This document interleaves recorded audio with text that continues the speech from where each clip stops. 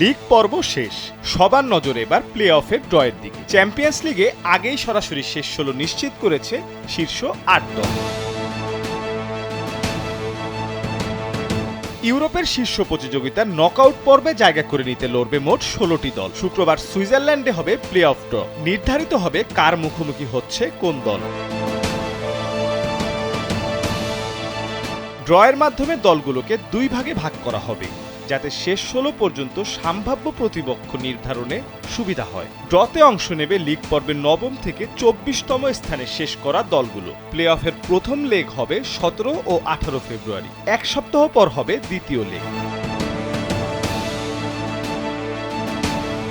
League পর্বে 9ম থেকে 16তম স্থানে থাকা দলগুলো থাকবে সিডেড পটে, 17 থেকে 24তম দলগুলো থাকবে আনসিডেড পটে। সিডেড দলগুলোর বিপক্ষে ড্র হবে আনসিডেড দলগুলো, যেমন 15 ও 16 নম্বর দল মুখোমুখি হবে 17 ও 18 নম্বর দলের। বাড়তি সুবিধা পাবে সিডেড দলগুলো, নিজেদের মাঠে দ্বিতীয় লেগ খেলবে তারা।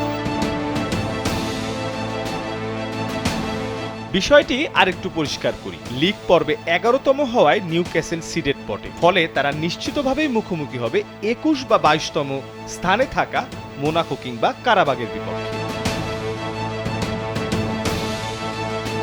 প্লে অফ জয়ী 8 দল উঠবে শেষ 16তে।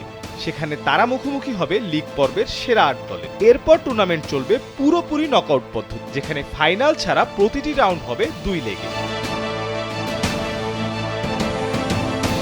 বর্তমান মৌসুম থেকে নতুন নিয়মে লিগ পর্বের অবস্থান প্রভাব ফেলবে কোয়ার্টার এবং সেমিফাইনালে দল নির্ধারণের ক্ষেত্রেও। প্রথম থেকে চতুর্থ স্থানে থাকা দলগুলো কোয়ার্টার ফাইনালে এবং শীর্ষ 2 দল সেমিফাইনালে দ্বিতীয় লেগ ঘরের মাঠে খেলার সুবিধা পাবে। কোনো সিডেড দল বাদ পড়লে যে দল তাকে হারাবে সেই দলই সিডিং সুবিধা পাবে।